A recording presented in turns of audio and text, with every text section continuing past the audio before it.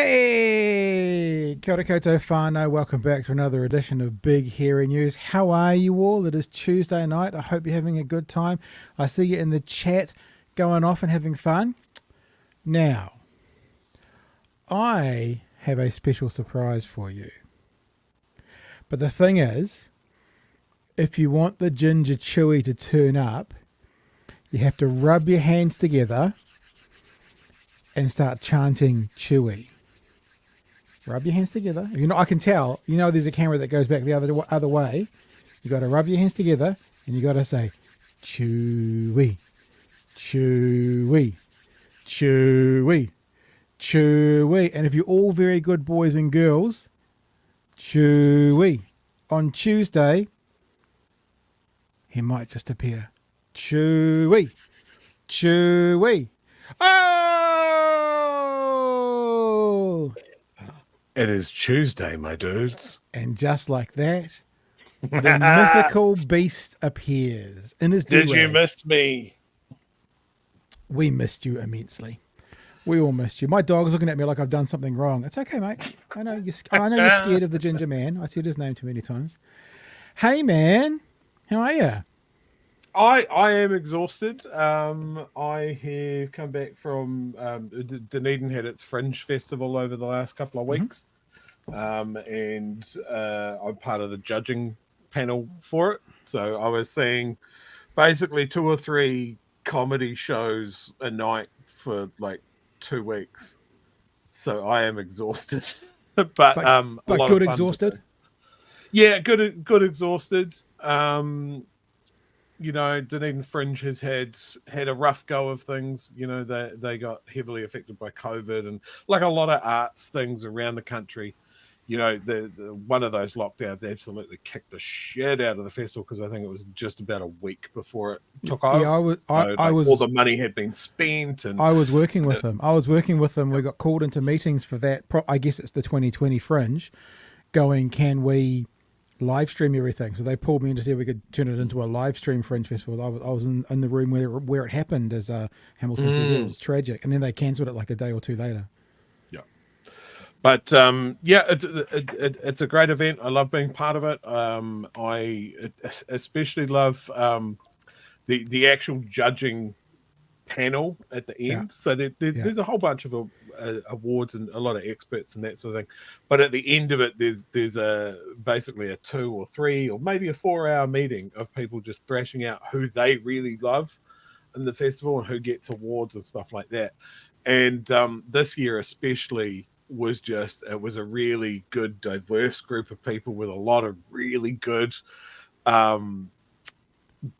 passions and good thoughts about people's acts. And it's one of those things. It's like I was really focused on the comedy because of course I was, but to hear people speak about what they loved about a particular art installation or a dance piece, and I just love it when people are really vibing on something, and like even if it's something that I wouldn't have picked out of the book to go and see, to hear someone talk about it and go, oh shit, maybe I should have gone and seen that sounds fucking incredible. Yeah. Yeah. Oh, very cool, man. Well, people have missed you, but it's great to have you back. I can't actually remember what the comment was. It might be off last night's show. Something like, we've been really happy and really excited with all the guests, but it wasn't Sonny and Cher, but it was something like comparing us together, like we go together and it makes the magic sort of thing, which I thought was quite nice. And I did catch the end of last night's show with Paul, the other one there, and Paul brackets still not chewy. I did get a good chuckle out of that. Yeah. Well, listen, we've got lots going on tonight. We're going to take Chewy and I, for people who don't know, once upon a time talked about doing this weekly thing called withheld comments. So on YouTube, we don't really touch the YouTube comments, for people if you don't know that. The YouTube filter is set to its highest because we don't really touch them, and it blocks some comments that come through. And we thought for a long time, maybe we should do a section next week called withheld comments, which would be kind of hilarious. It's just the worst, most revolting, most terrible comments that didn't get through the filter. Well, we're sort of doing that tonight, except they're not withheld comments. It's called Twitter in 2024. So I've put up some things today about the ACT Party, and yeah, it went real interesting real quick. But I actually think there's a much deeper conversation to be had about it, because it shows to me the tribalism and the, you know how horses wear blinkers? Is that the right word? They wear blinkers so they don't see what's going on around them. The blinkers that are on people. I won't spoil it for you because we'll do it. But ACT put up a post about a Māori and Pacific only room temporarily at Auckland University. Did their whole racist thing, yada yada yada.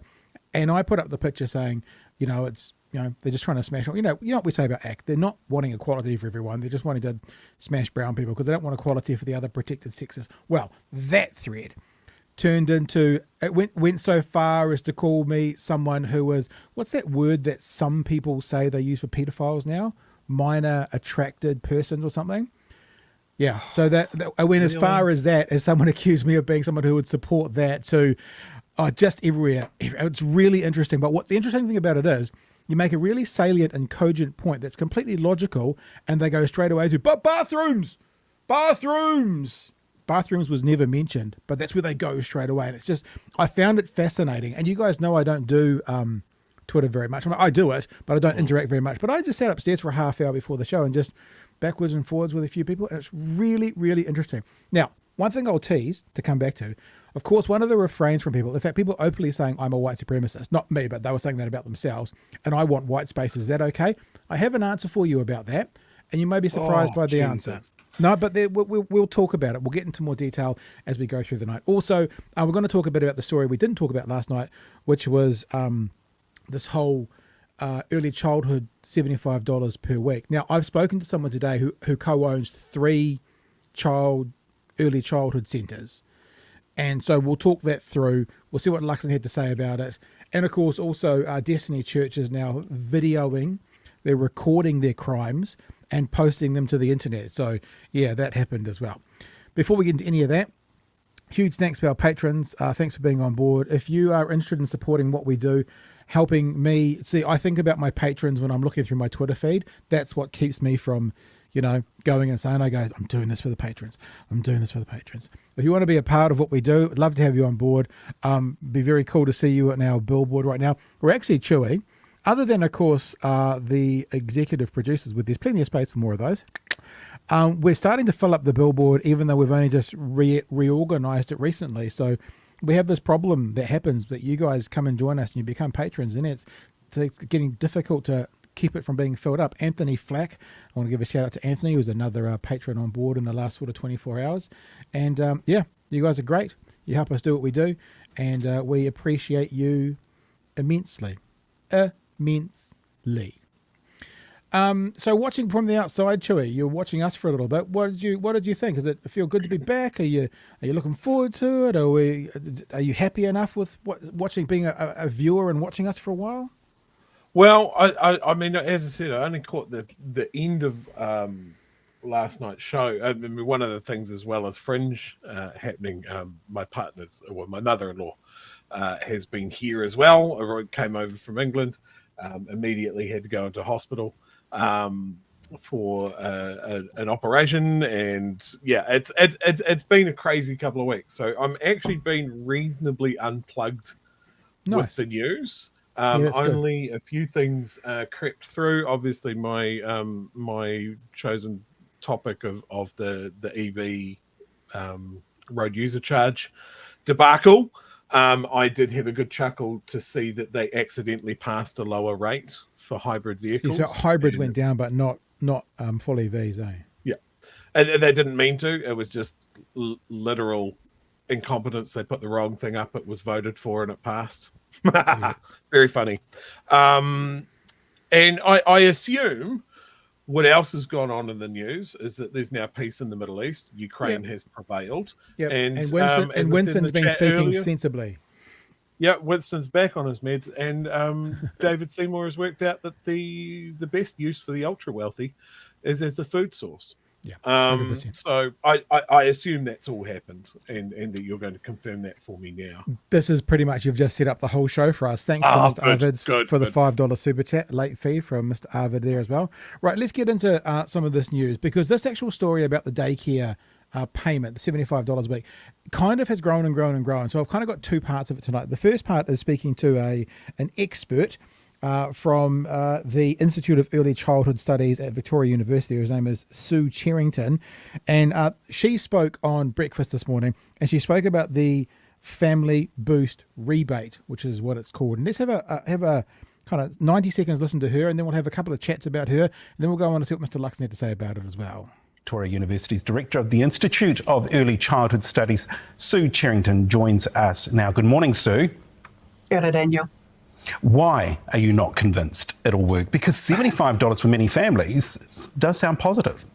$75 for many families will be positive for those families. However, I think it's a policy that's going to be administratively cumbersome for to manage. It's putting a lot of demands back on families to actually manage that process themselves. And I think there's also going to be a large proportion of families who are going to get a much smaller amount of funding. Like we noticed about the tax breaks, Chewy. A lot of that heavy lifting being done by up to $75. Now, you're looking a bit perplexed. Do you not know the full details of this? Because I can run it through you real quick if you want. No, this is a nightmare. I caught a little bit of this today, right? So this is them walking back, taking away the early childhood subsidy, right?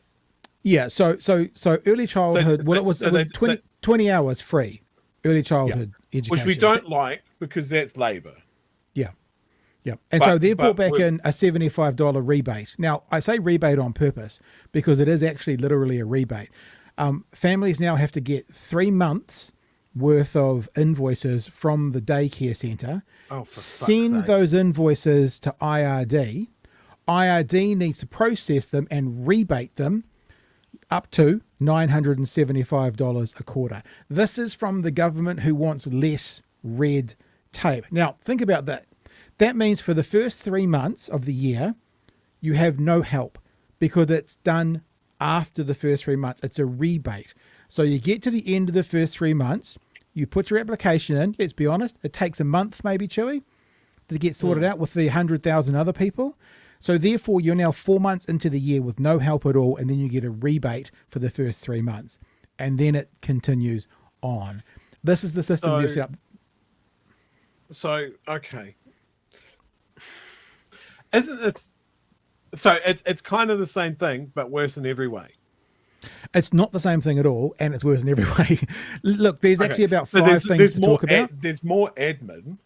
Yep. And so both on the parent side of things and the IRD now have to process all these applications. Yep. Whereas before it was just like, cool, done. Don't have to do anything. Yep, done. Okay, so this is like in retail, whenever you see like you get this via redemption, a big part of that is that they know that some people won't bother doing the redemption, so they just offered you something, and they know that a portion of them aren't going to be redeemed. It's going to cost them nothing, but it still looks really good. But because that means, remember, the only problem they're solving at the moment is they need more money for tax cuts. So if 20% of people don't get it back, that's $150 million back in their pocket. Jesus says it's not red tape, it's probably magenta. Because, it'll be slightly different. It'll be slightly different. All right, now listen, we've got 4 or 5 clips to play, so let's keep going, or else we're going to be here all night just talking about this, and I don't want to be. 90-minute show. And tax rebates are not going to work for all our families, particularly those on low incomes and benefits. The bigger issue, I think, though, is that this is a bit of a Band-Aid over what is a pretty broken early childhood system in terms of funding. There doesn't also seem to be any mechanism to be able to ensure that prices are not just going to keep rising and that early childhood services won't, some of them may end up putting up their fees further because as a sector, they're also really struggling with the inadequate funding that they're receiving. So there'll be strong temptation for some services to push up the price of their fees and therefore start to wipe out the benefits for families. Now, I've spoken to someone today. I didn't feed anything to them. I didn't ask them any questions, but the first thing they offered back to me, this is someone who's part owner in 3 early childhood centres. The first thing they said to me is, what it means is we can finally put our prices up a bit. That was the first thing that was offered back to me. right? So she's saying they might. And what's happening at the moment in the early childhood sector, and this is coming from the sector through an anonymous source, obviously I'm not going to name who it was, what they were, is that private early childhood centres are scraping through on the bones of their ass.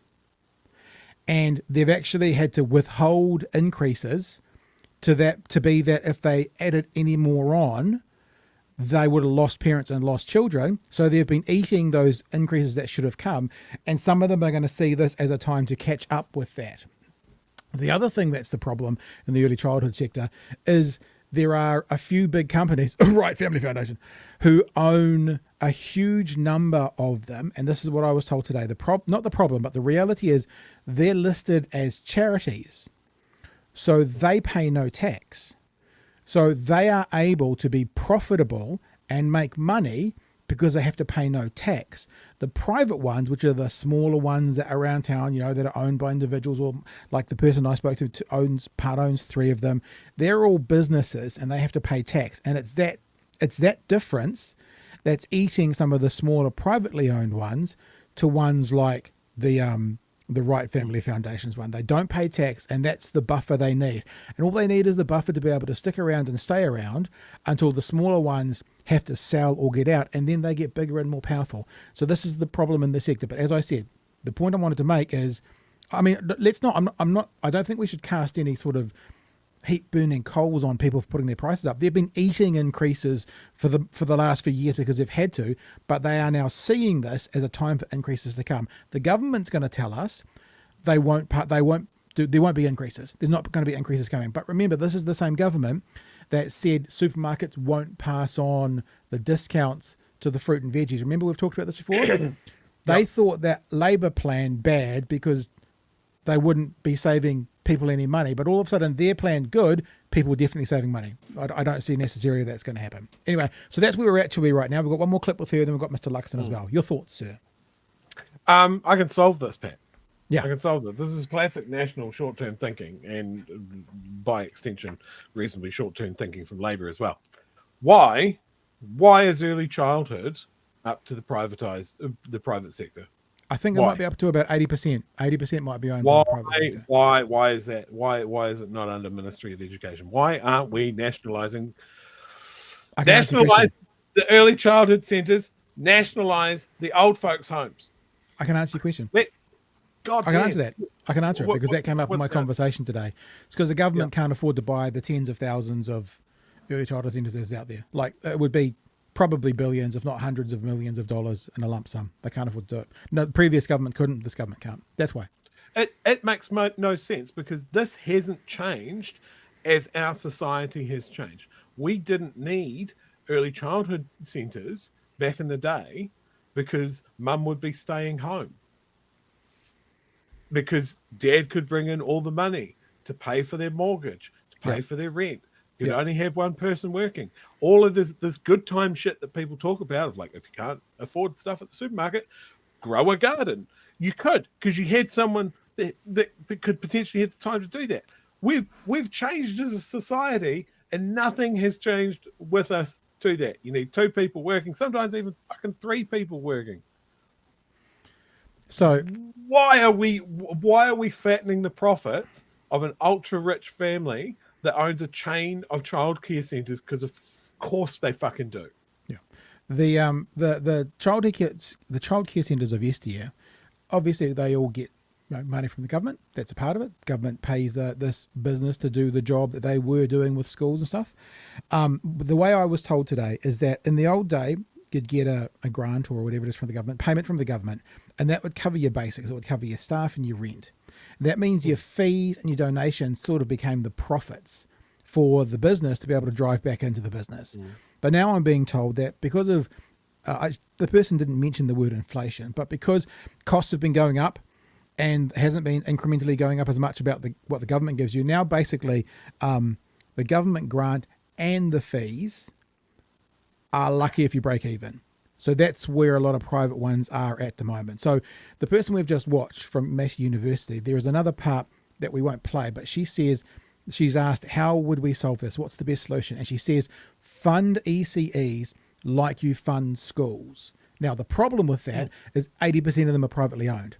and the government doesn't fund privately owned schools. So there's still a gap in that method, but Chewy, what you said, they could be nationalised, or they could just choose to fund these private entities as they do a primary school, and that's the solution that the University of Victoria, that's right, isn't it? Expert gave in this interview as well, which we're not playing, but that's what she said. It's not a bad solution. Yeah, I mean, I mean, it depends on what problem you're trying to solve. I still have an issue with private education providers, I guess. But I mean, we've managed that with schools. It's just roll it out on that model that they're part of the education system, because they fucking are. It does need something new though, because at the moment a private school gets no funding, a public school gets all the funding, and then there's schools called integrated schools. Now I went to integrated schools, basically religious schools, Catholic schools. Yep.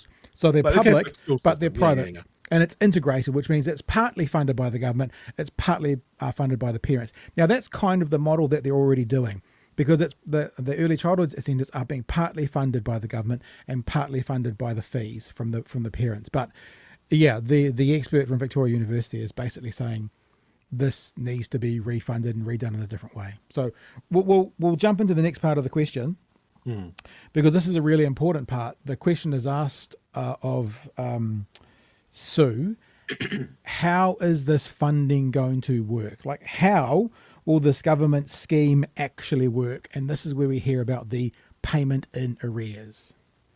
That's right. So parents are going to need to collect their invoices and to then lodge those invoices every 3 months. So that's another task.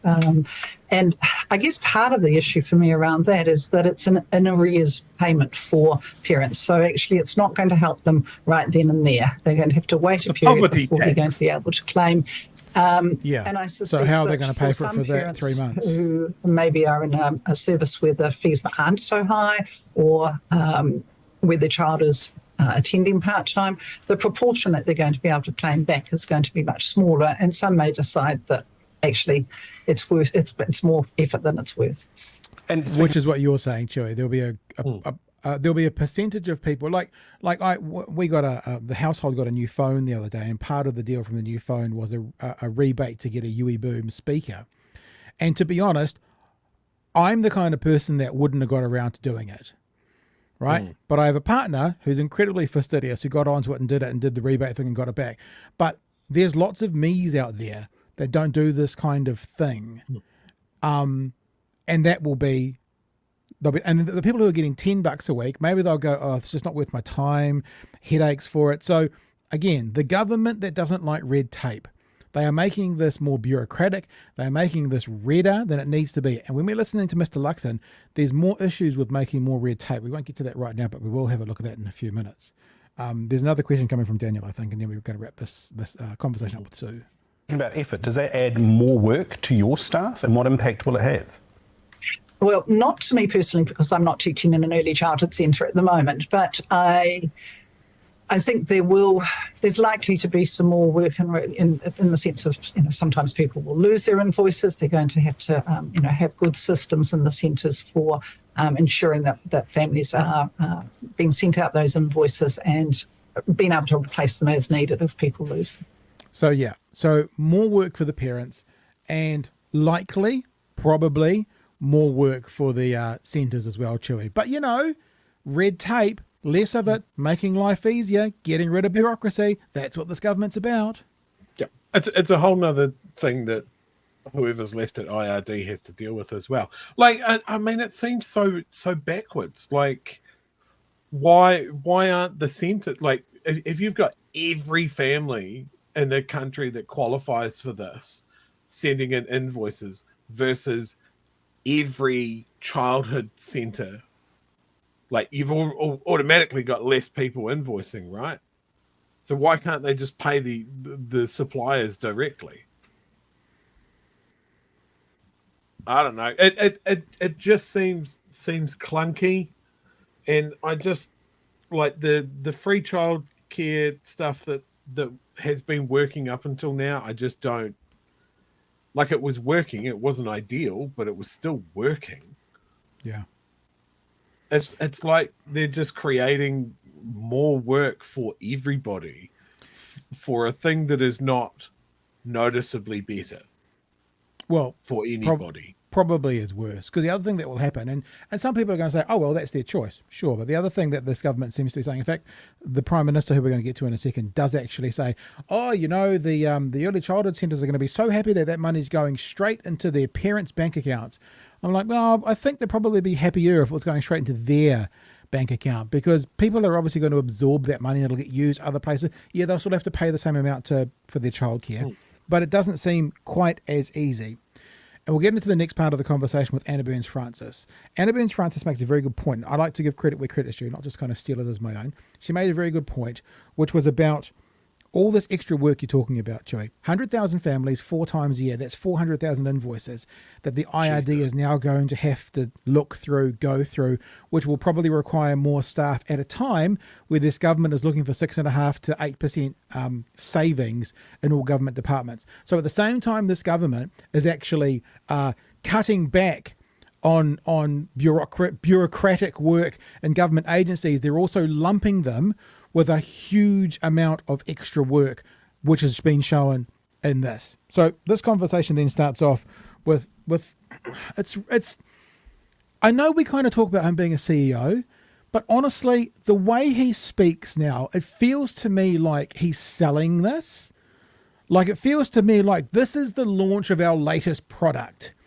And he's got his black skivvy on, and he's up the front of the big screen, and he's saying all the positive things about this to the shareholders. That's my vibe.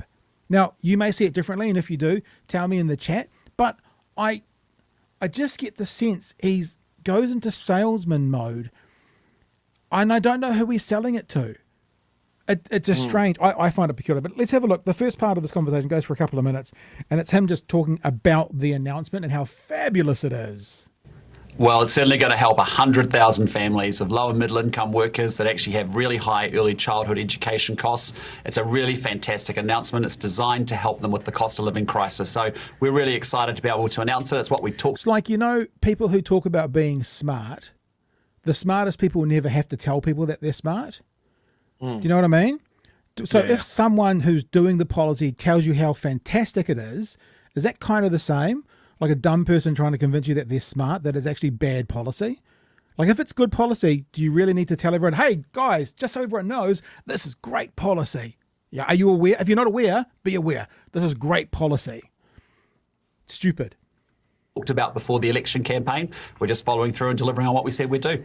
You just mentioned cost of living. Nicola Willis mentioned cost of living yesterday. She said, quote, so they can choose how to use it. She suggested a family outing. Isn't that inflationary? Well, what I just say to you is it's really important. You've got families doing it incredibly tough, as you know. With just remember, more money in the economy is inflationary. They're giving the money straight to the adults who will go out. Now, it's interesting. I didn't catch Nicola Willis saying that. They might go on an outing. I thought this was for childcare. What? Isn't this to pay for childcare? So the government already knows this is not going to go to childcare. It's going other places. Yes, and I know you can from the same pool of money, but it sounds weird to say, yes, we're going to give you $75 a week for childcare that you can go on an outing with. What? Doesn't seem right. High levels of inflation, food prices, rents, mortgage rates, early childhood education costs are amongst some of the highest in the OECD. This is going to help those families. And I think that's what's fantastic, is that if you've got a family, you can get up to $75 per week in subsidy on those early childhood costs. That may be the difference between a partner choosing to go back to work or not. Okay, hang on. Sorry. You know how he says, I can relate? He said that about people losing their jobs. He's now saying that someone might choose to go back to work because the government is giving them up to $75 a week. Do you honestly anyone in the chat 3 months? Tell me I'm wrong. Tell me I'm wrong. You get it's $975 every 3 months. Is that really going to cause anyone to go, go back to work now? What? Or give up work, I should say. I'll give up work now. $975 every 3 months. Like, relatable much? Maybe not. It'd be the difference between someone taking on some extra hours. That will help those families a lot. We have seen, though, successive governments over the years that have tried to work with childcare systems and subsidies in this country, that the companies every time simply hike their fees. And you were asked yesterday if you had had any reassurances from the childcare industry that they wouldn't just simply hike their fees. And for those people watching this clip, I said in a previous conversation, I spoke to someone who co-owns 3 early childhood education. Without prompting, the first thing they said to me was, it'll finally give us a chance to raise our prices. So for people watching the clip tomorrow on YouTube, I know the rest of you who are watching us live have already heard this, but this is for them. The first thing they said to me, without prompting, was, finally, we'll be able to raise our prices. And I didn't hear that you were able to offer you'd had that reassurance. So how can you guarantee that the same thing won't just happen again? Well, look, I think there's several things. We've had several big, had a big ECE provider come out yesterday just saying, look, they want to be able to see this money get through to their parents. As you identified and as we've said yesterday, we have some of the highest early childhood education costs in the world. Looking for an answer, Mr. There's a couple of Luxon. things going on. One is there's a lot of competition in the market. If parents ultimately don't like the ECE provider and their rates, they will move. We do not expect ECE providers to increase their costs, increase their prices, because we actually... They'll just move. They'll just move to another ACE provider.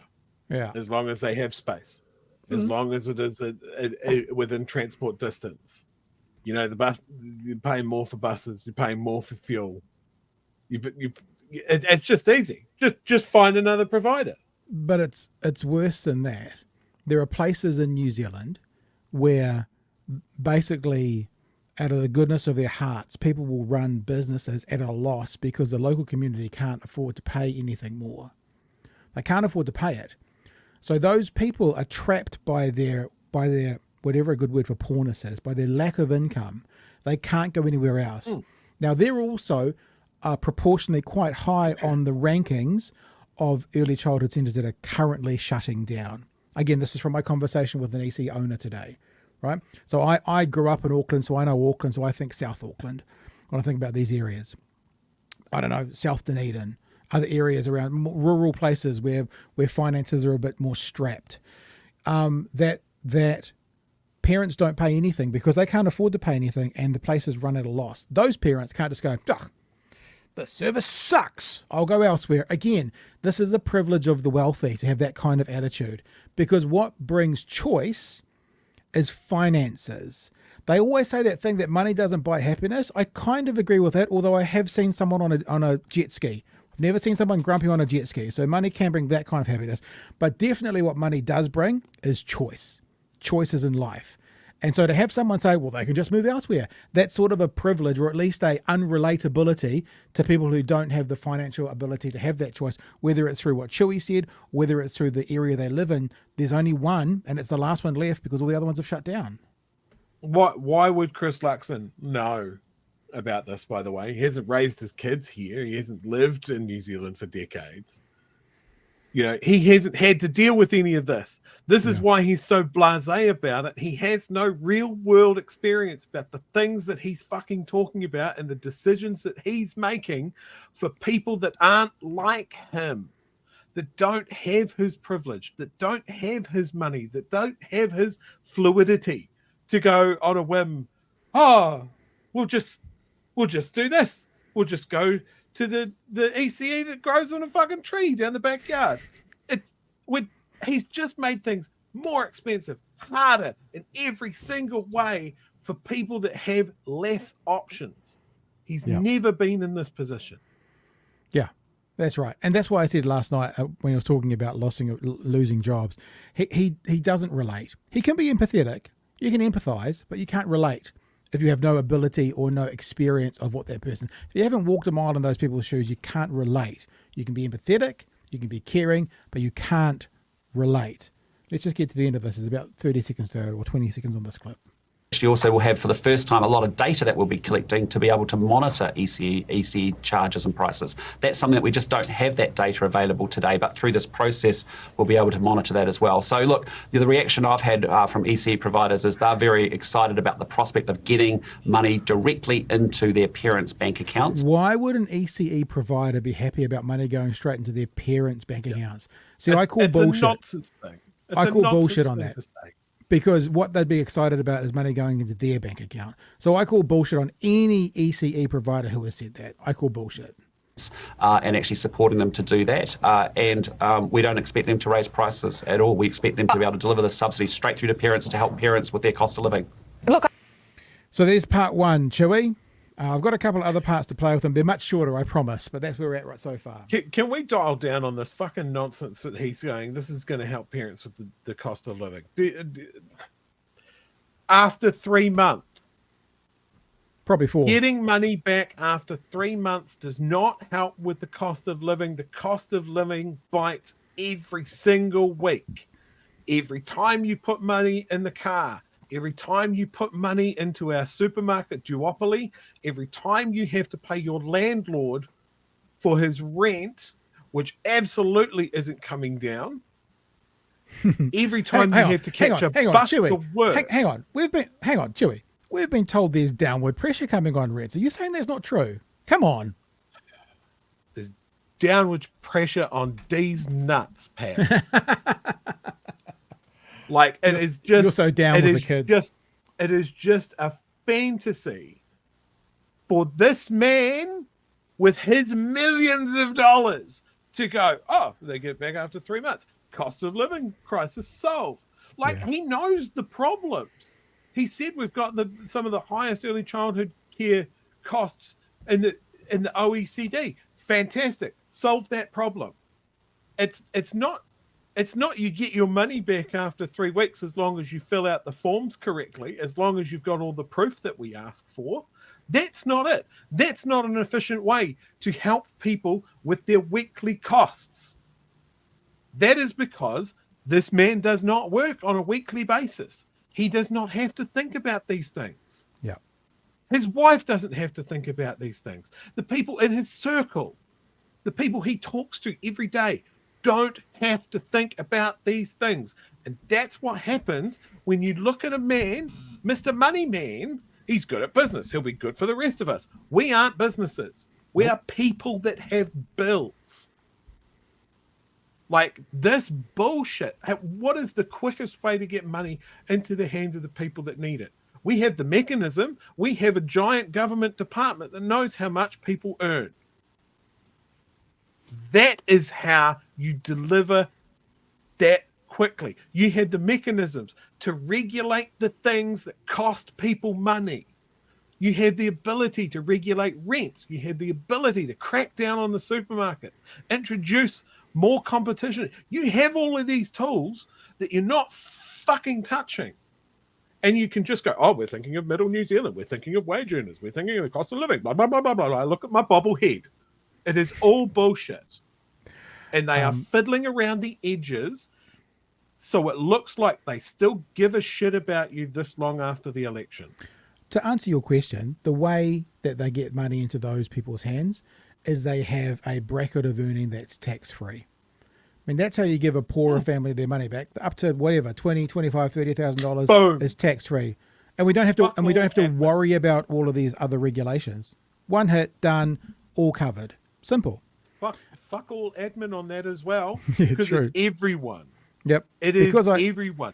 Because it's like IKEA says something. It's like what we're talking about with the food in schools, right? When you introduce barriers and hoops and cutoffs and that sort of thing, you introduce complexity and cost. So we talked about this pre-election, tax-free, at the bottom, your first X amount of dollars, tax-free, and that is the same for fucking everyone. There is no admin on it, or very minimal admin. And it's equal. We like it when it's equal, don't we? Everybody gets it. Because IKEA says, thanks for the $5 super chat, says poorer people are also time poor as well and won't have the time or knowledge to put the invoices in. I think that's absolutely completely longer fair. Hours for less money. You are pulling those extra shifts because you have to. These are the people working the 60 or 70 hour weeks. I don't have time for fucking invoices. Yeah. The car's broken down, and now the money's gone, and now I can't get to my I was talking to someone that used the example of what happens to a poorer person when their car breaks down. Right, you don't have money to fix it. fuck, maybe I'll go to a car yard and get a loan, and they'll get like, At this is why you see 22%. people, they make bad rushed financial decisions, and people will look at them and going, oh, they can't be that poor, look at their car. They're paying through their arsehole through it, but that was still the best choice for them because they can't be without a car. They have to get to job to keep earning, and this is the trap that poverty is. Yeah. You know, they have to get their kid to early childhood because they've got to get to their job. And the less reliable that is, if they have to cut down their early childhood hours because they can't afford it, they need to be out of work more to account for that, then you're in a poverty trap. Indeed. Okay, let's have a look at the next clip. Never seen a poverty trap. Well, this is also now Anna Burns-Francis does quite well here, asking him about the question about how long will it take to get their money back. You know, because we can work it out. If it's a rebate, you do it at the end of 3 months. It takes another 2 to 4 weeks to come through. So at the end of 4 months, you'll get your first payment. For some reason, he's not that forward with his answer to Anna Burns-Francis. I don't doubt their enthusiasm, but history would say that there is no incentive for them to not raise prices, and it's not really practical for a family to simply move centre, is it? Centres are full, there are waiting lists, they have to balance the needs of costs and geography. The way that you described, or Nicola Willis rather had to describe the system yesterday, it's not how you wanted to implement this reimbursement. It is going to be every 3 months. How long will it take once a parent uploads their invoices? How long will it take for them to get their money back? Good question. Well, look, it's not what we ideally want. We want to be able to do it and be able to pay people weekly. The systems don't support doing that, but we are determined to get people this relief and the support that they need in a cost of living crisis. So yes, it's a bit of a different process. The money still comes through, $975 each quarter. There's a quarterly submission process of invoices. Already yesterday, we had one of the largest providers saying that they're going to try and make life much easier by actually preparing 3-month invoices for families. They want their who do you think? Who are we all guessing? I think it's pretty clear. families to be able to access this money and these funds and make it as easy as possible. And then once you submit the invoice, how long do you expect it will be until parents can get the money back? It'll be as quickly as possible. IRD will make sure we operationalise that as quickly as possible to get the funds back into people's bank accounts each quarter. Can you give us any sort of time frame? Oh, no, that'll be up to IRD to work through and to make sure. But, yeah, they've got a good history of making sure the payments get to people's bank accounts quickly. And that's the important thing. It gets straight into their bank accounts. That's actually not the important thing. The important thing is people being able to pay for their kids' childcare, whether it goes straight into their bank account or not. Let's just roll straight into this last one, and then we can wrap up this part of the conversation because it kind of leads out of the last one quite cleanly. That Luxon gets asked about IRD needing more staff, and again, not really much of an answer. But like I said, it could be up to 400,000 invoices a year, new invoices a year. That's going to need a staff to take care of. IRD are going to have to hire more staff for this, aren't they? Again, that'll be up for them, but we've built that into the costs around this program. They've said they're going to have to hire more staff. Do you know how many more staff they're going to have to hire to implement this policy? Again, we've built that into the $723 million the program actually. So if you've built it in, then you know the answer to my question. How many? Because you can't have built it in without having this many people costs this much money. So now, Mr. Luxon, could you please answer the question? Because you say it's built in, so how many? Costs, and that's all part of making sure we can implement it, make sure we get the money back into people's bank accounts so they get some relief in a cost of living crisis. How much does the extra staff cost for them to check each and every invoice and make those payments back to families? Again, Anna, I'd just say to you, it's all manageable. We've worked that up in the back. Sure. So because you've worked it out, you have a number. What is that number? Ground with I'm sure it is. Can you give us the number? Well, I'm just saying those are choices for IRD to make sure they're staffed up to deliver it, and they will be, and they are. What we're doing is we're telling people early and making sure that people understand that this is going to be available so they can actually get organised, and ECE providers can get organised to help and support their parents. What's really important, Anna, if you're out there in New Zealand at the moment, it is tough. And if you're dealing with rising levels of food prices, fuel, rent, mortgage rates, I can tell you what parents are really hearing from this story, this conversation, is they're getting $975 a quarter to help defray some of their early childhood expenses, which are high. So, Here's the other thing that this government's doing. They are cutting back on public servants and loading more work onto that department. IRD needs to find savings. 16,000 bureaucrats. IRD has to cut back on the number of people, right? All government departments are, but just backroom people, just backroom people, like the accountants and stuff out the back of IRD. So there's going to be a cutting down of people whilst they're loading more work onto the department. And then it's not going to work. It's going to fail. And like we've been saying, then they'll stand back and say, see, we've told you all along, team, government's broken, but we can fix it after they've broken it, Chewy. It's real easy to answer that question. We've built the funding in. We've built in the funding to cover for 2,000 full-time workers, the equivalent of, if he knew it, and he knew he would have got asked these questions, he would have come prepared, and he isn't, because it's all bullshit. It's all bullshit. It is all bullshit.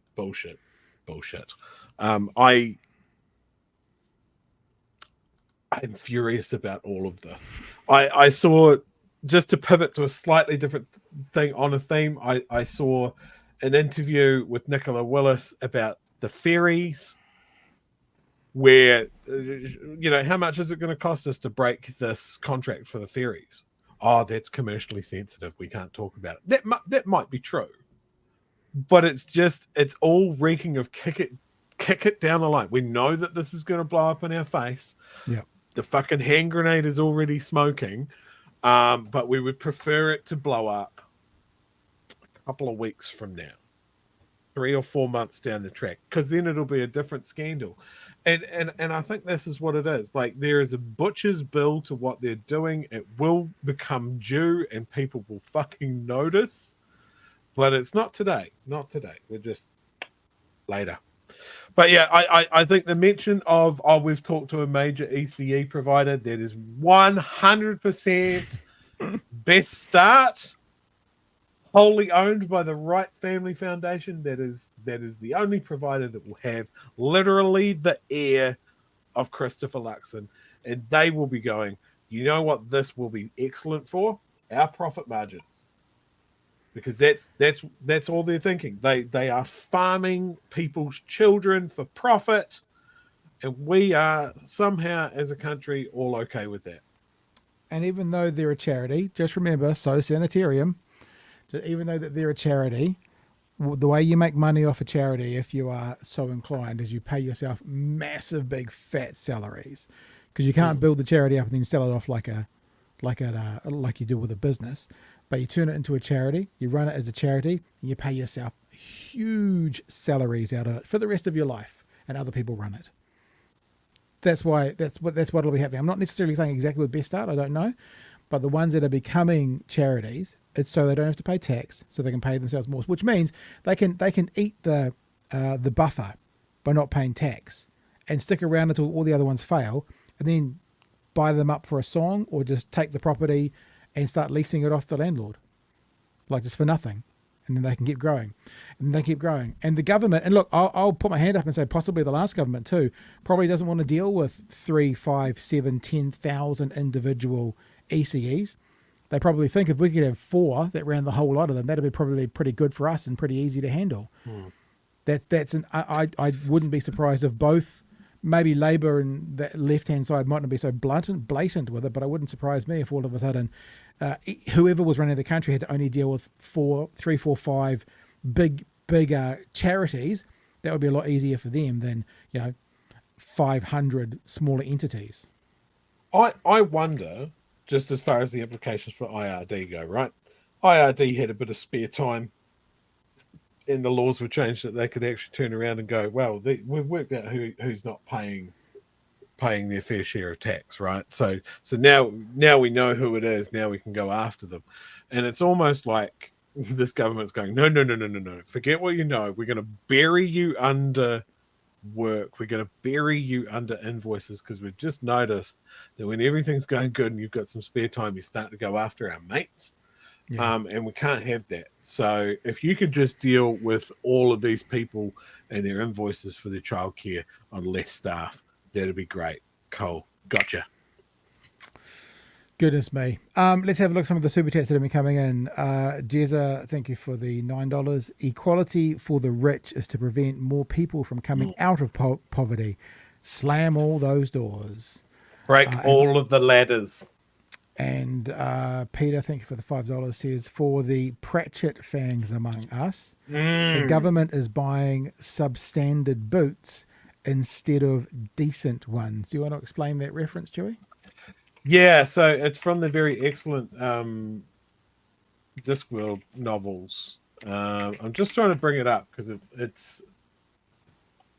it's really well written, and I don't want to butcher it. So the reason that the rich were so rich was because that they managed to spend less money. Take boots, for example. Here in $38 a month plus allowances. A really good pair of leather boots cost $50, but an affordable pair of boots, which was sort of okay for a season or two and then leaked like hell when the cardboard gave out, well, they were a bit cheaper. They cost $10. These were the kind of boots that he always bought, and he wore until the soles were so thin that he could tell where he was based on the feeling of the cobbles. But the thing was that the good boots lasted for years and years and years. A man who could afford $50 had a pair of boots that would be still keeping his feet dry in 10 years' time, while the poor man who could only afford cheap boots would have spent hundreds of dollars more on boots in the same time and would still have wet feet. And that is exactly what we're talking about when we talk about a poverty trap. Yeah, and you mentioned cars. I've seen that. I know people who kind of every 6 months, and I'm not an exaggeration, have to go out and buy a new $2,000 car, but they can't afford a $10 or a $15 or a $20,000 car. And so they're in that cycle. That means after, 6 years, if they keep doing that, they've spent $20,000-ish, but they can't get that money together to get a $20,000 car. And you know what, Pat? It's the same for housing. You can't save money to buy your own house because you're paying off someone else's mortgage. Yep. Because we've turned that into an industry. Yep. All right. Hey, do you want to get to any of these chats before we move on to talk about the fantastically awesome free school lunches program that is a huge benefit, research now tells us? Yes. Oh, we have something here. I'm going to put it out there so you can park it. My wife is an ECE teacher, has lots to say if Discord is open later.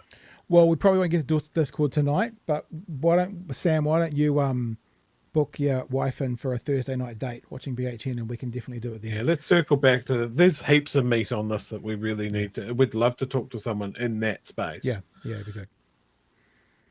Cool. Anything else? Cool. Another good example here. You see single parents put their kid in at 7:30 and picking them up at 5:30 because they have to work. Yeah, 100%. So like that's a world that Christopher Luxon has never experienced, and I'm sure he'll make the right words, but in essence doesn't understand. Yeah, no, with you. All right, let's move on, because we've been talking about school lunches and stuff for a few weeks now, and this vindictive, evil, this Mr. Seymour man who is at superhero levels of evilness. Well, research has come out in the last couple of days showing what a brilliant scheme free school lunches are on every level, including attendance, including academic response, and how it shouldn't be shrunk down, it should actually be expanded. And we're just basically going straight to the information. We're not doing all the nice fluffy pictures of the kids having lunches. We're going to go straight into it.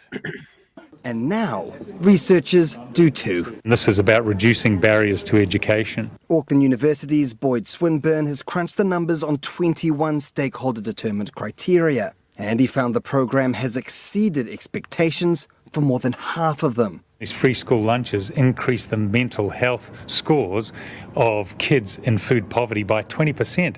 That is a huge benefit. Despite the data, the program could still see cuts in the upcoming budget. The school lunch program is nearly $340 million worth of funding. Sorry, how much were those tax breaks for landlords? 2.9 billion. That means you could afford it 8 times over if you weren't giving tax breaks back to landlords. See, this is something we're going to keep on keeping on, which is we're not going to allow these guys to say we can't afford this. They must say we're making a choice to get rid of it over landlords, because that's what they're doing, right? They can afford it. Like if they gave back $2 billion to landlords, they could afford it easily, right? So we're not going to let them say there's no money for that. What we're going to make them say, or say for them, is they're making a fucking choice of landlords over kids who need lunches at schools.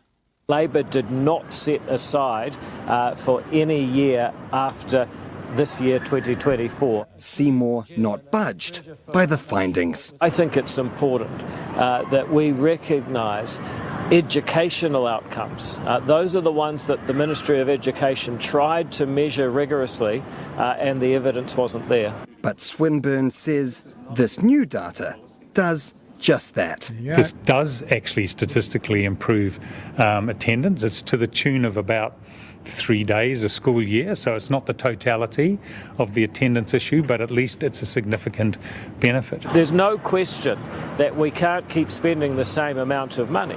That doesn't mean you can't. Well, there is a question. The question involves about how much and the word landlords and given back to. That's the question would have those words in there. So there is a question. Can't achieve the same result. But the researchers say instead of cutting the program, its success shows it should be expanded. And with these guys in agreement. I think that's not fair. Every school should have heaps of lunches for everyone. Cutting the program's funding could still prove a difficult sell. Perry Wilton, News Hub. There you go, Joey. So, once again, we have Mr. Seymour and the right undermining, ridiculing, and not taking seriously research which doesn't suit their narrative. Real simple. We'll keep it real simple. Why, in this country, should we have hungry kids? Mm-hmm. Why? I don't care if you want to get up on your soapbox and go, well, that's the parents' responsibility. Sure, there's an argument there. There's an argument why they can't.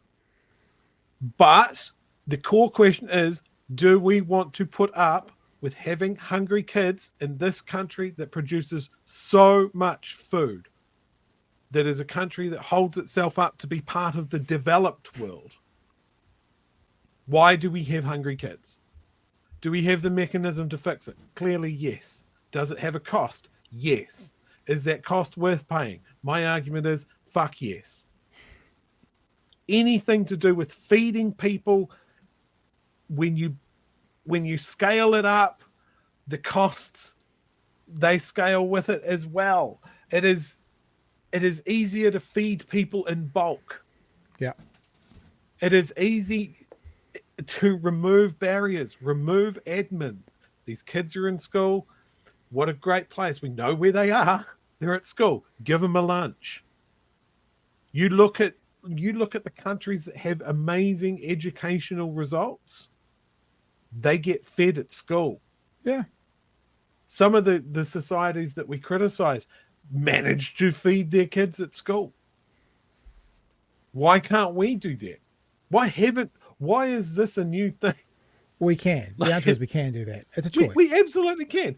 And it is a choice. Like every budget item they have, it is a question of choice and priority.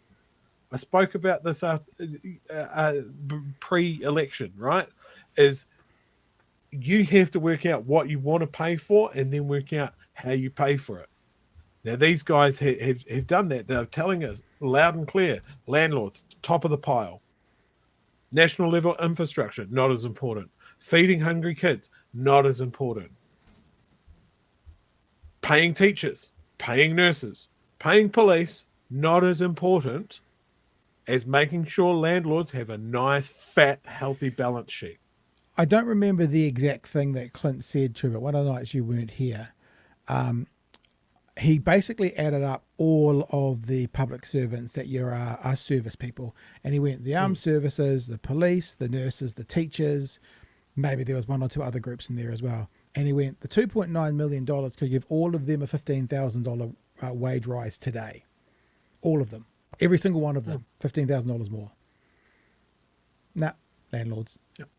What's changed? Why have we ended up in this position? Lots have changed. And it's not It's not a case of the last government.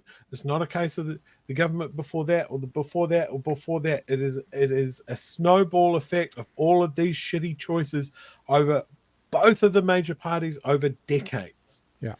They haven't kept on top of things, and you can draw a fucking straight line between where we are now and the first person going, hey, I've just read this theory called neoliberalism. We should give it a go. It has fucked our society. It has made things meaner, harder, more unpleasant to be alive since someone pulled that, I assume, out of their asshole and said it was an economic theory. Yeah. Yeah. All right. Chewie, you'll be happy to hear we're going into our culture wars segment of the show tonight. And we're going to start our culture war segment. These motherfuckers. With these motherfuckers. That's enough of introduction. Let's just get to it. Hoki mai Arnold, welcome back. A protest by Destiny Church members failed to stop an appearance by drag queens at Gisborne Library today as part of the Rainbow Storytime initiative. It came after church members painted over a rainbow pedestrian crossing in the city. Vandalism, criminal act. Yesterday. But Hastings Council has now joined Rotorua in cancelling its Rainbow Storytime event, citing safety and disinformation concerns. Yannicka Turallen reports. A tense standoff outside Gisborne's library. A wall of Rainbow supporters face Destiny Church members, centimetres from each other's faces. Church members are angry about drag queens hosting a storytime event inside the library and Gisborne Council's Rainbow pedestrian crossings. So last night, they painted over it. We don't want these transgender rainbow coming to teach our children. Rainbow rights! That drew out Rainbow supporters to the library today. I'm a mother of 2 gay children, and for a small minority group, actually, they're very small, Destiny Church here in Gisborne, to have done that, to have come down here yesterday and intimidated our rangatahi was really disgusting. Inside, the mood was more upbeat. What I am needs no excuse. Gosh, doesn't that look terrifying? I'm sure all those children will need counselling afterwards. There's a pantomime of sorts going on with someone singing songs to them and reading books. I just hope that they can get through it in one piece, Chewie. I hope those children, like we should all, if we're Destiny, we should all pray for those children to make sure that they can get out of there in one piece with people singing and reading songs to them. Singing and reading songs? Reading books we'll go with to them. Sheesh. I fear for these children.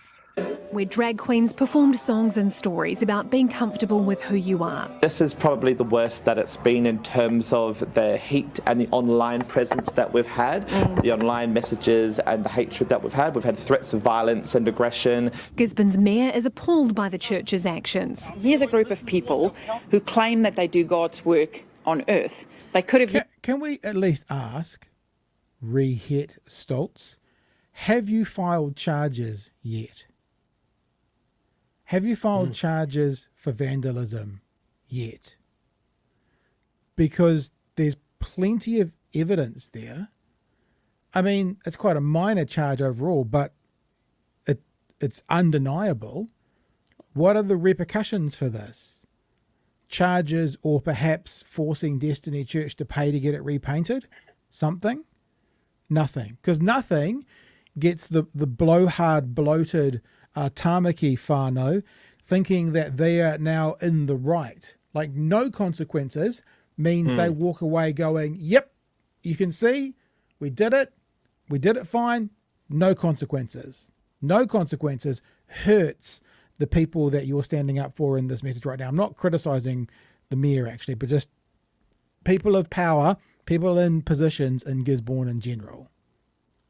Use that energy to support a community who are hurting. Police say they respect the right to protest, but not when this extends to blocking access ways and willful damage, or when it appears to directly target a particular section of our diverse community. Brian Tamaki says his Destiny Church had planned to protest in Hastings on Thursday, but the council there late this afternoon followed Rotorua in cancelling the event over safety concerns. Tamaki says the church will continue to target all councils who fund rainbow initiatives and indicated there are plans to vandalise more crossings. So you've heard conversations about further pedestrian crossings being painted over?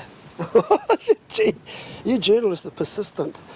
Well, my smile on my Funny face says that. it all. So while Gisborne Council plans to paint the rainbow stripes back and police consider charges, rainbow crossings in other areas of the country could be next. Okay, so Gisborne Council, I hope when you repaint it, you deliver the invoice to Destiny Church. Because they are the one... Shouldn't be coming out of ratepayers. These people who so often sit on the right, and I've heard Brian Tarmac in the last 24 hours talking about the left, so let's position him on the right comfortably, talk about the government and councils wasting money. Well, therefore, you should be paying for this at the very least. Yeah. No, look, invoice them for that and the new rainbow crossing that it's outside wherever their hall is. I refuse to call it a church. Destiny's a hate group. They have jumped on this. They jumped on the marriage equality law change and all of that sort of stuff. They love stirring up bigotry. It's an othering of people. You know, we don't want these rainbow transgender. They painted out the whole rainbow crossing, which of course represents a huge swathe of people, not just drag queens. It's not the drag queen flag. It's everything that represents. They talk about it being R18 performers. Like, as someone that's been involved in theatre and I don't know, can read a book, there have been men dressing up as women to entertain for hundreds of years. Hi, Shakespeare. Only men dress as women. Shakespeare, pantomime, the whole works. You're exactly right to identify it as culture war. They're just following the lead from the US churches that they ascribe to be. I'm so happy. And I'm you glad to mentioned see the that. community stand up and like, you can't leave this unchallenged.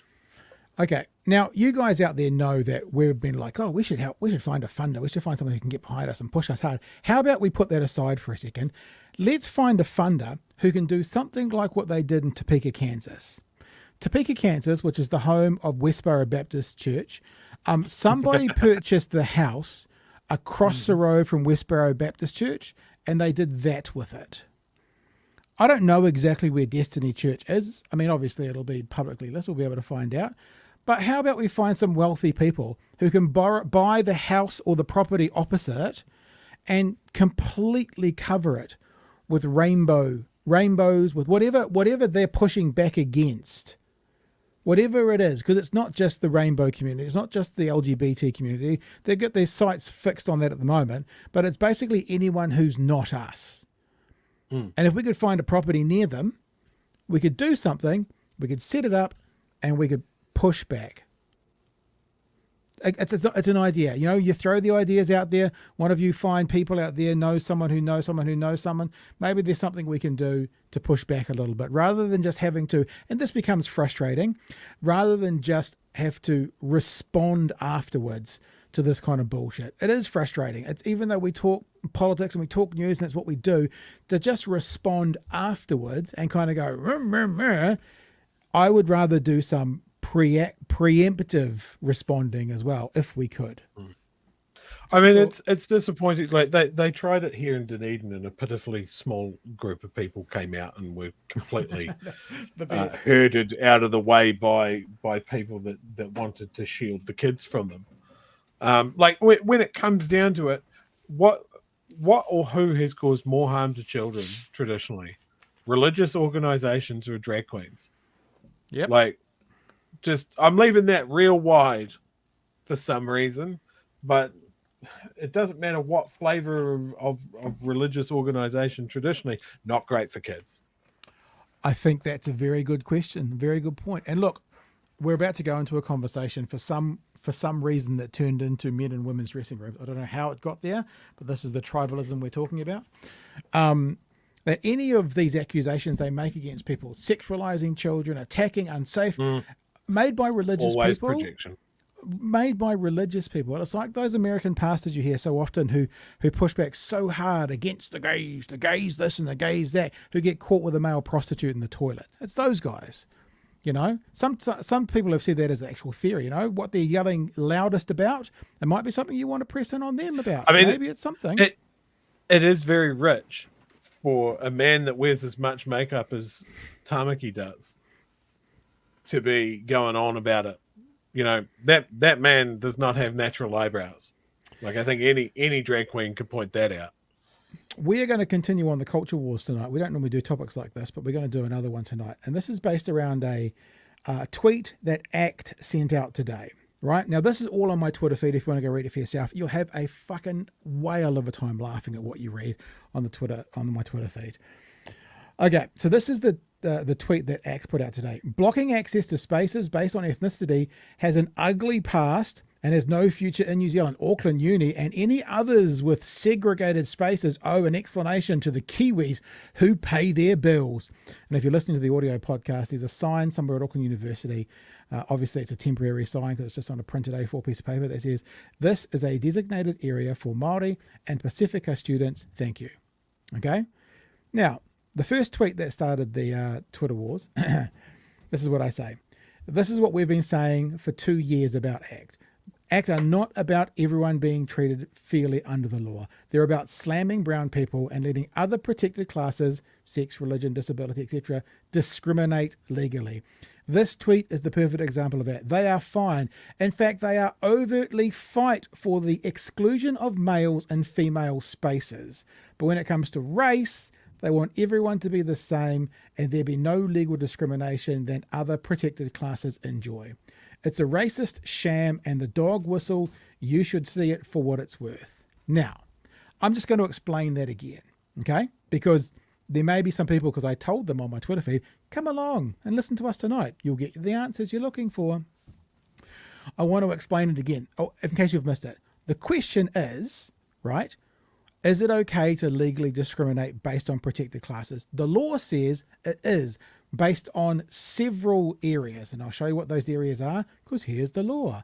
So you're not allowed to discriminate based on sex, on marital status, on religious beliefs, on ethical belief, on colour, race, ethnic or national origins, disability, etc., etc., etc. But then all of those also have exceptions. So, for example, discriminate based on sex. What would be one discriminate based on sex? Priests in the Catholic Church, only males. You can only have male priests in a Catholic church, none others. Religious beliefs, that you can go back to Seventh-day Adventists not voting or something. So there's things that you can do where all of these have an out to be legally discriminated against. Age is a very obvious one. The drinking age, you've got the pension age, all those sorts of things. Disability is a very clear and easy one to see discrimination based on it. They have closer car parks, etc., etc., etc. So they get rights over other people based on their protected grounds. You with me so far, Chewy? Yep. So I put this out here and it kind of blew up. And I want to show you a few things that happened from it. And then I want to give an answer, especially to the people who came on my Twitter feed today going, so if it was like this is designated for white people, that would be okay with it. Well, I'll get to that at the end. Stay with me, baby birds. So I had lots of comments like this. What an utterly ridiculous statement. You did.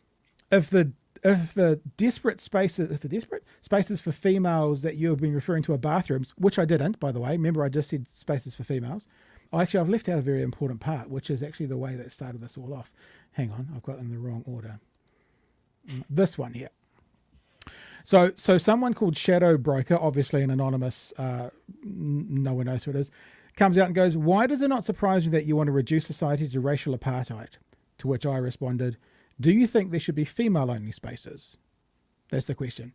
To which they responded, "Females are inherently different from males. They require a space based on bodily privacy in very limited scenarios." Now, I didn't mention bathrooms. I'm just talking about women-only spaces, which there are plenty of. To which I asked, the aged are inherently different from children. Is it okay for these two groups to have their own spaces? I think that's okay. So going through that, I've just messed up my order, haven't I? When the person came back and said to me, yes, it is okay, I responded to them. Okay, so let's have a look at some more of these responses. What an utterly ridiculous statement. If the desperate spaces for females that you are referring to are bathrooms, they weren't, then absolutely they should have a separate area from males, but that is not comparable in the slightest to the below. People saying, come on, Pat, you don't mind a man walking in on your wife while she is on the loo? Get real. Looking forward to a reply, mate. I didn't mention bathrooms. Did I mention bathrooms, Chewie? I said women-only spaces.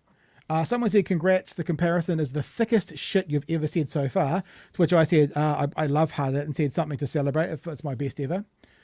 And this is where it goes to various ways. This is the conversation that it's led to. No surprises, Pat is upset about race baiting, but not the normalization of MAPS,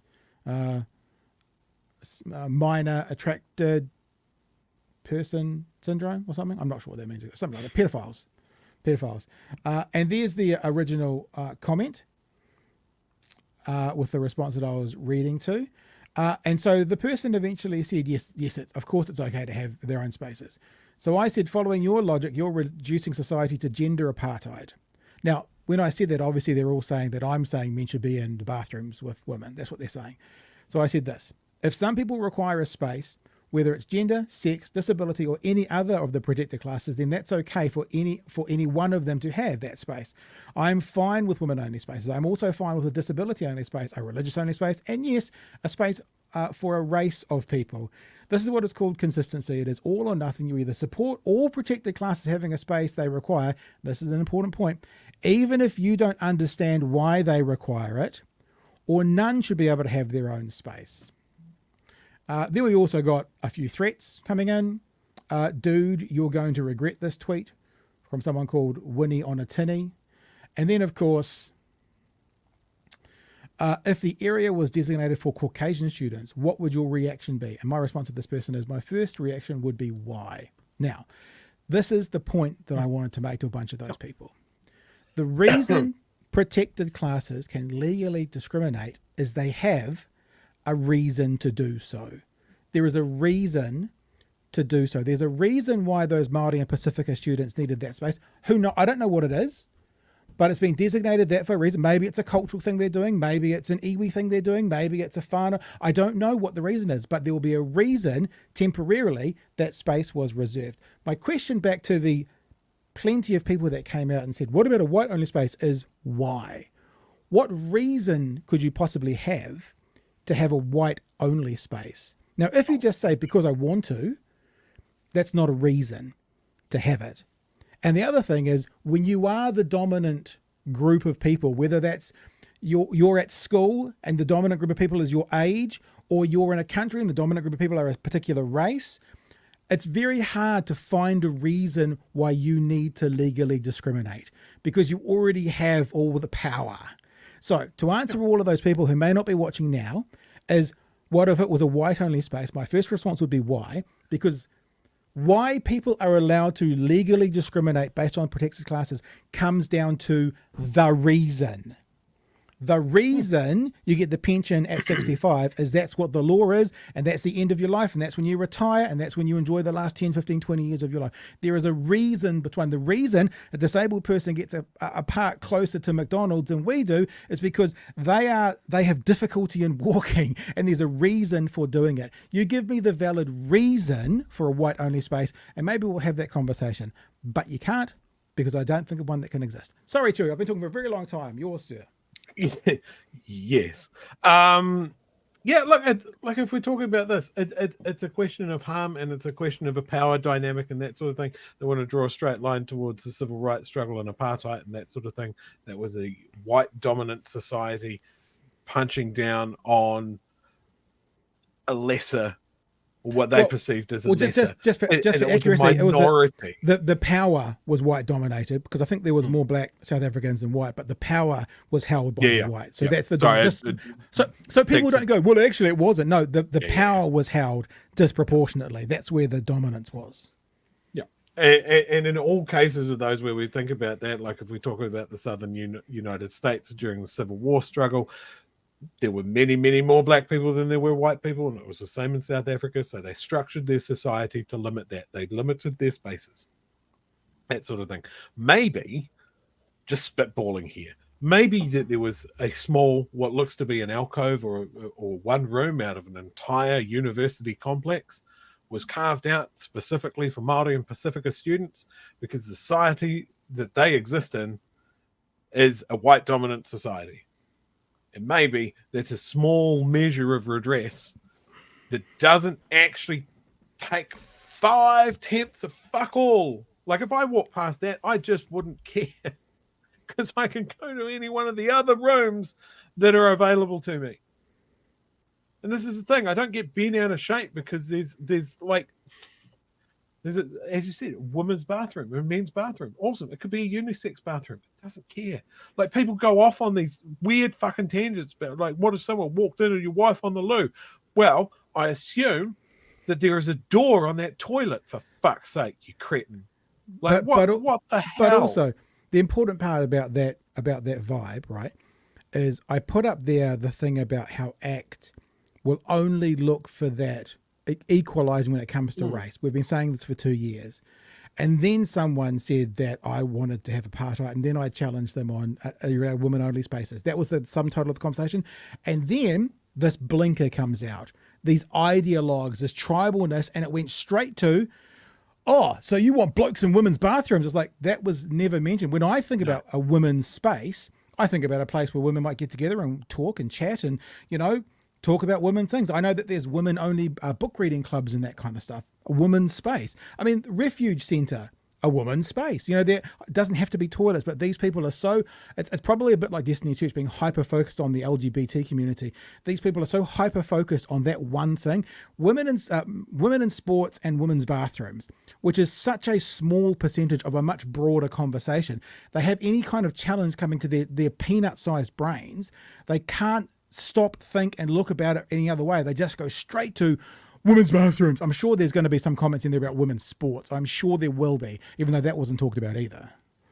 Oh, there's some great comments that aren't making it through the filter at the moment about white people aren't allowed to be proud of their culture. What's white culture? Go on. Look, I want to bring up this comment, because sometimes it's just a case of thinking just a little bit more.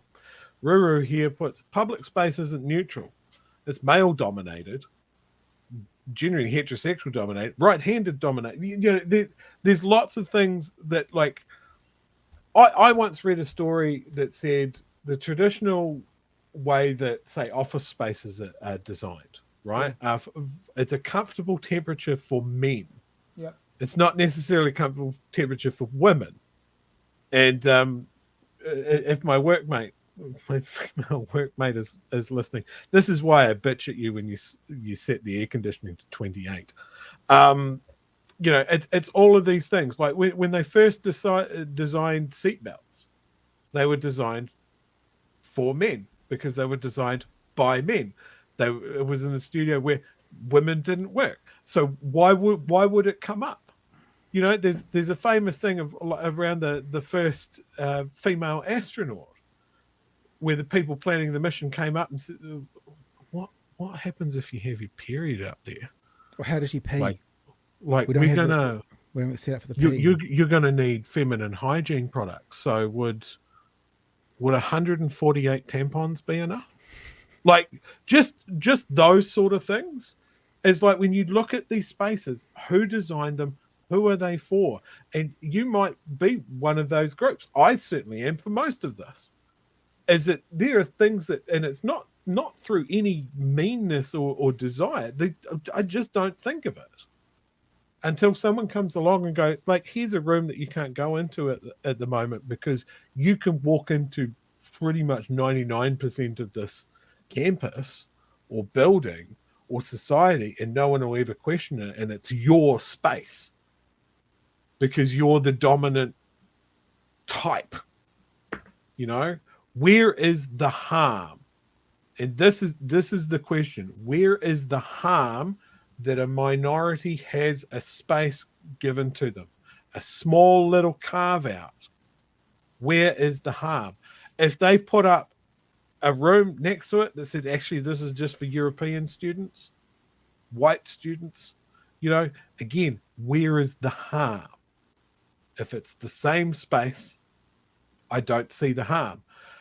If they walled off the cafeteria and said that this nice cafeteria is for whites only, and the Pacifica one is down in the old building that has a leaky roof, or you can drink out underneath this tap, then I would be concerned.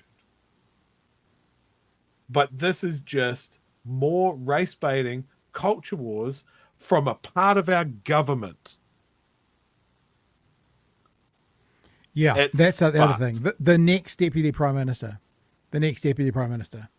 is behind us and is pushing a lot of this. And just so you're aware, not that I genuinely don't care, who also won't talk to us because he's a coward as well.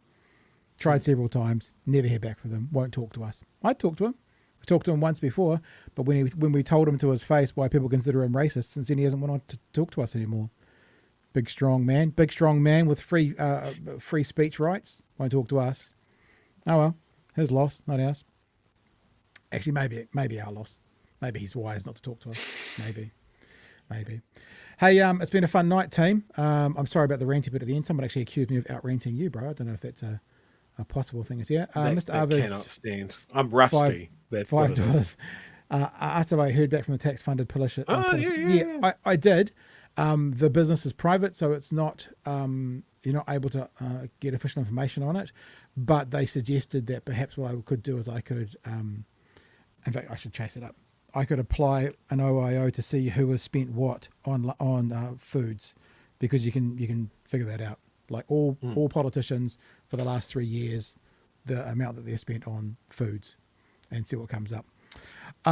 Citizen Gold says, are there laws in New Zealand about stochastic terrorism? Also, I'm sure there are. I don't know specifically what they are. JK says, church, BHN church, no taxes, donations, get tax rebates. That'd be awesome. Do you remember that episode of Last Week Tonight where he started a church and It was real, and all the things he said sounded ludicrous, but he was allowed to say them, and they were a actual church? James Carr for $5. Thank you for your super chat. 85 minutes late to the best hour of the day and still going. It's a Tuesday. It's not a miracle. You should pronounce it. It's a Chewy's Day miracle. It's a Chewy's Day. Maybe that's our first miracle for our church. Is inventing the 90-minute hour. Yes, we've just given everyone an extra. What would that be? Extra 12 hours in the day. That's our first miracle. An extra 12 hours. Hey, since it's tangent time, trademark. Are you gonna look at the story? Yeah, so a couple of you guys mentioned this right when we started, this thing that's happening in Baltimore. For those that haven't seen the news, someone has had the worst day at work ever and crashed a container ship into a 3-kilometer long bridge in Baltimore. Wow. And where is the page? Breaking news just into CNN. A large ship has collided with the Francis Scott Key Bridge in Baltimore, Maryland, causing major damage. Video obtained by CNN shows the bridge collapsing into the water below. We have no information yet on deaths or injuries. Maryland authorities say all traffic is being detoured around the area. Again, the Francis Scott Key Bridge in Baltimore has collapsed after it was hit by a large ship, and we will of course bring you more information as it comes into us. Can you scroll back? CNN. What did she say before they showed the video? It's something that she mentioned what kind of damage it was. Cash you have, you said on Friday. And it looked far worse than how she mentioned it. What was the first few words she said? Like significant damage? That would mean more like rather complete than failure. Complete demolition. Yeah. All right, it's okay. Why isn't that? There we go. I just want to see the word she used, that's all. Well, now we have Kevin Cartwright, Director of Communications with the Baltimore City. It's a different one. Lose it. That's all right, but she said something like significant damage. If that's significant damage, I would hate to see what demolition is. Sheesh. Yeah. Terrifying. It looks like it's I think over there it's coming into morning. So I mean that happened basically I think about 2:00 in the morning. There were vehicles on that bridge from the looks of it. I mean, it's probably I mean, it's never going to be good, but if it's going to happen at any time, that's probably the time you want it to happen, as opposed to rush hour. So, all right. Team, thank you for being with us tonight. Lovely to have you. Now we're coming up to Easter. We've got 2 days left before Easter. And then after Easter, we'll be having that Monday off and doing a 3-day week. And after that 3-day week, I'm going away for a weekend. I'm so looking forward to it. Going up in December. Lovely. So looking forward to it. Nice. And so that's us for tonight. Thank you for being with us, team. We love you bits. Appreciate you being a part of what we're doing. We will be back tomorrow night from 9 p.m. for another edition of Big Hairy News. Stay safe, stay well. Come back tomorrow night, bring a friend. Hooroo. Cheers, fam.